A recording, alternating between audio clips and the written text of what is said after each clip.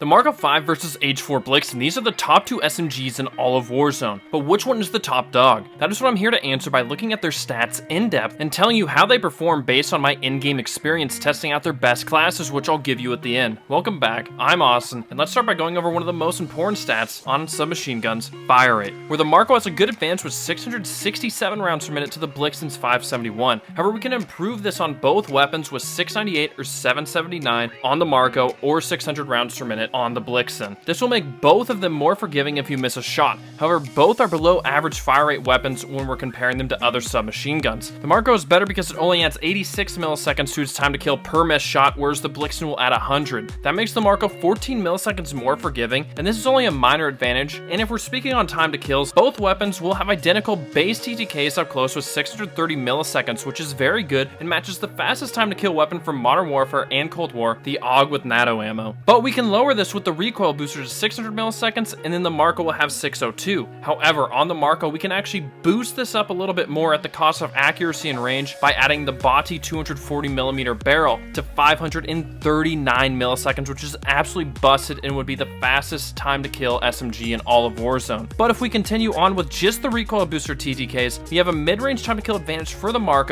with 688 milliseconds to 800. But then at long range, the Blixen will win with 900 compared to 946.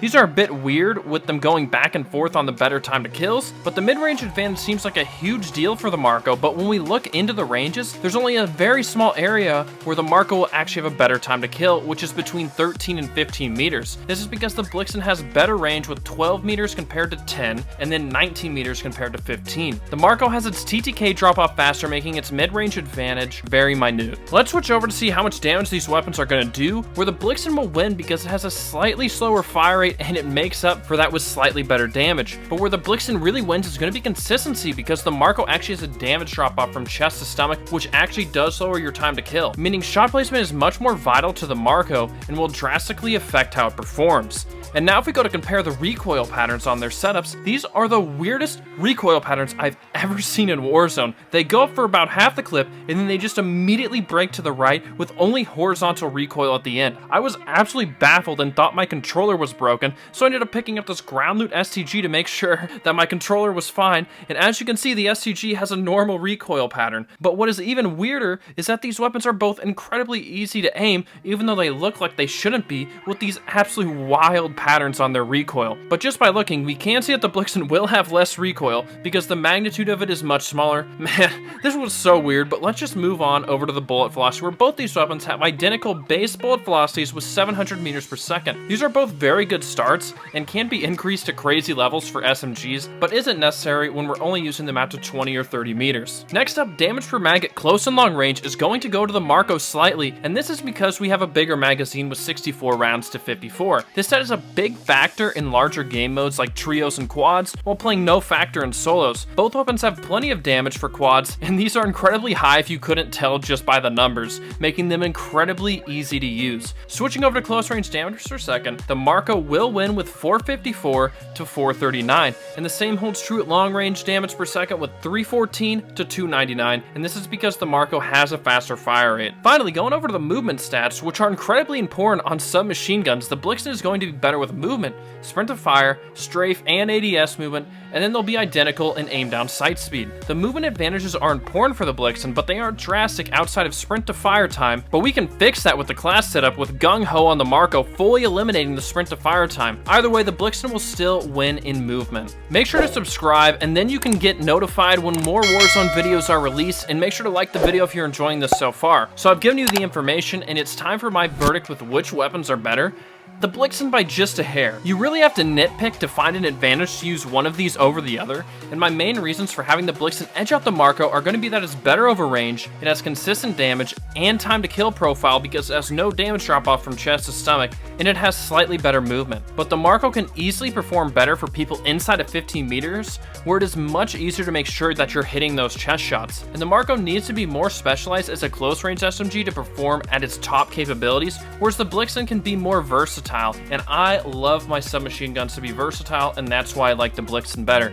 And let's jump straight into these best class setups. Let's start with the Mark 5, and if you remember, I said the best use for this is going to be making it absolutely insane up close, which is using the recoil booster on the muzzle and the body 240mm barrel, This gets us to a fire rate of 779 rounds per minute, which is above average for submachine guns. And then we get the 539 millisecond TTK, which is faster than every other SMG in the game, but we still need to hit chest shots to achieve that time to kill. If we get stomach shots, it will drop to 616, which is equivalent to the MP40 and still really good. Then to make it more accurate, I use the slate reflector, Perfetto Asada barrel, which is recoil control, aiming stability, plus we get an aim down sight speed boost, and then I also use the hatch grip for flinch resistance and recoil control for horizontal and vertical.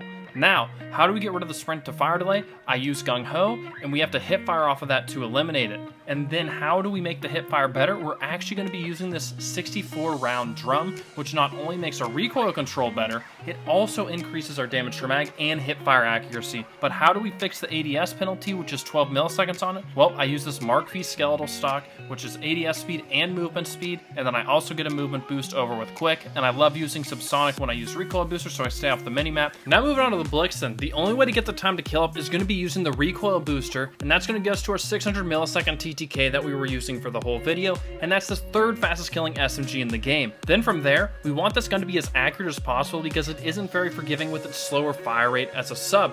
So what do we do to help that? We use this Bergstorm barrel, which is recoil and accuracy, bullet velocity, and flinch resistance, which is going to make it perform better over range. And remember, that's why we like it more, because it's more versatile. Then I actually use this 54 round Gorenko ammo, which doesn't help our fire rate because that's the base ammo type of the weapon, so it doesn't actually increase our time to kill, but what it does do is increase our ADS speed, damage per mag, our recoil and accuracy, and our headshot damage becomes 70. So all this does is it means our gun has more upside, but we don't have the downside of lowering our TTK with stomach shots like we did with the Marco. And then from here, I'm just really trying to help the weapon's movement speed, and fleet is going to just help that in general, and then quick is going to help our sprinting speed, and it's going to make the gun feel really, really fast.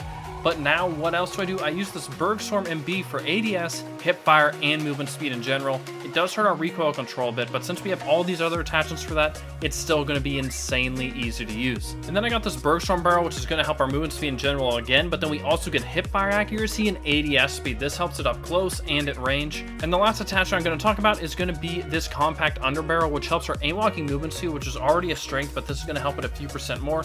And we also have reduced scope, sway, and gun bob, meaning there's basically more aiming stability, and it's going to be even easier to hit your shots. So overall, this is going to make the SMG very versatile and easy to use, and I suggest you use it as a sniper sport and with guns like the Bar. And if you want to see a video ranking all the SMGs or ARs, click on one of these two right here. I'll catch you on the next one. Peace. Oh no, Austin. You could kill him. Hostile dropping into the area. I would do that. Gas is inbound. Oh my god, you're crazy. Enemy radar jammer detected in your area. Austin, insane.